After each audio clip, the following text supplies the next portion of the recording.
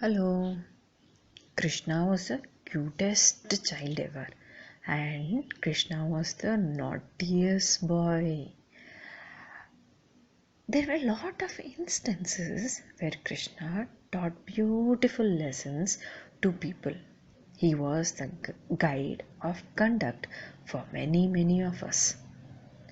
In human form, he taught people how to lead life. One such incident is the incident with the poisonous snake called Kalinga. Kalinga was a very poisonous snake, and he came to Yamuna river and settled there along with his family. Because of his poison, the Yamuna water became poisonous. Anybody who even touched this water died in no time. These Yadavas, the members of Krishna community, lost a lot of cattle, that is cow, buffalo and others, who were not knowing not to drink water from Yamuna. One day, one of Krishna's best friends came over to Krishna crying. Krishna, I lost my little calf. My little calf lies dead in Yamuna bank. The calf didn't know that it should not go to the waters. It drank water from the Yamuna and it is no more. Krishna felt pity on his friend and also was very sad with the death of the little calf. He thought it is a high time to teach Kalinga a lesson. Before this, people had begged Kalinga to go out of this water. But there was an arrogant reply from Kalinga. Kalinga had told, "Who are you to tell me where I should go? I am the strongest snake ever. I am the snake with 7 heads, and I don't have to listen to you. I know where I should stay and I will do what I want. Now don't trouble me. Go off from here." With this, the people got scared and had gone off. The next day, Krishna was playing catch with his friends at the bank of the river. They were playing the volleyball kind of game wherein suddenly, as if from nowhere, Krishna threw the ball to the water. Everybody was so shocked that everybody started crying. "Oh no, now what do we do? I want the ball back. We have to play."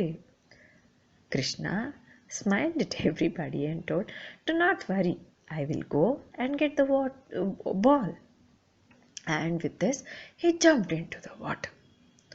Everybody started shouting. All his friends started shouting, "No, don't go to the water. You will die. No, the water is poisonous. No." Krishna wouldn't listen to anybody, and within no time he sunk deep inside the water. The other Kovalas, the other friends of Krishna, thought that he had drowned in water. Without knowing what to do, they just ran to Nanda's place.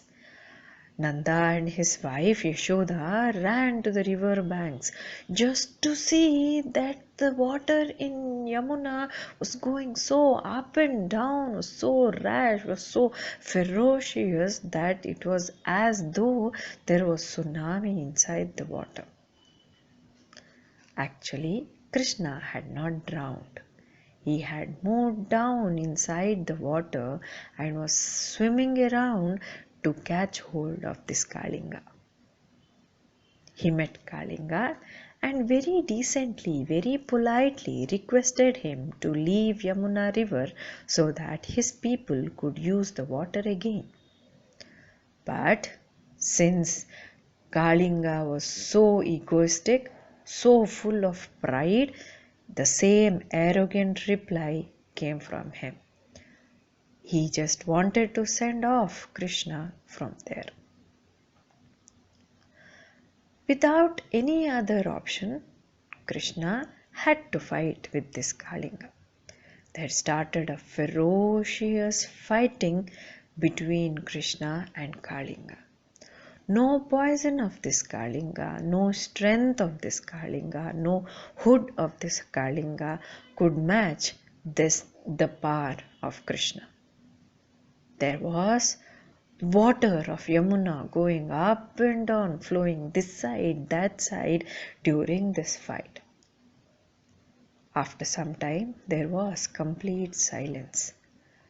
People at the shores were panicking. There emerged a figure of our dear Krishna standing on the hood of the Kalinga, holding the tail of the snake in his left hand and then showing the Abhaya hand on his right hand and dancing graciously on the hood of the snake. During the fight, Krishna had defeated Kalinga, and with the defeat, Kalinga had realized such a bad snake he was. He had realized that so many bad things had happened to people because of him. He had also realized that Krishna was an avatar of God and he had to bow to Krishna.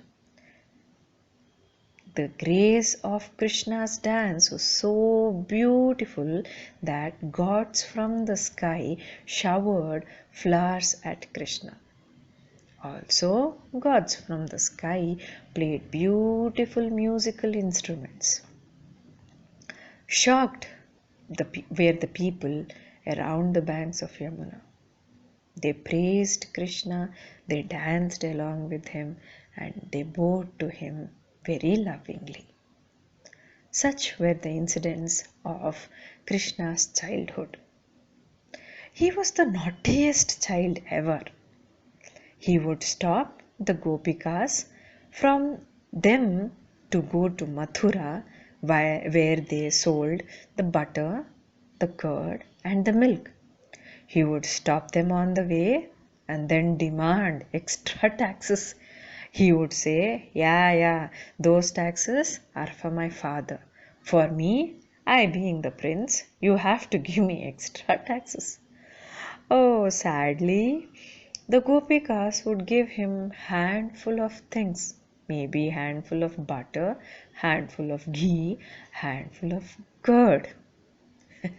Krishna, along with his friends, would hide behind the tree and throw pebbles, small stones, at the earthen pots which Gopikas would carry. Now, when the stone hits the pot, there would be a hole in the pot, and then the curd falling on the back of Gopikas. The Gopikas would be drenched wet.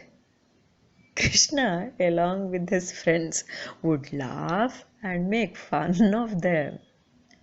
When Gopikas would go for bath, Krishna would hide and steal off all their dry clothes, put them on the tree, and stand guard. Gopikas would beg, plead Krishna to give the cloth back. Krishna wouldn't budge. After a lot of request, after a lot of pleading, he would just throw the cloth in the water towards the wet Gopikas. Gopikas had to return home all wet with their wet clothes. Such were the naughtiness of our dear Krishna. There are thousands of such incidences where Krishna, being the cutest little boy, the naughtiest little boy, but above all, the smartest of all. Thank you.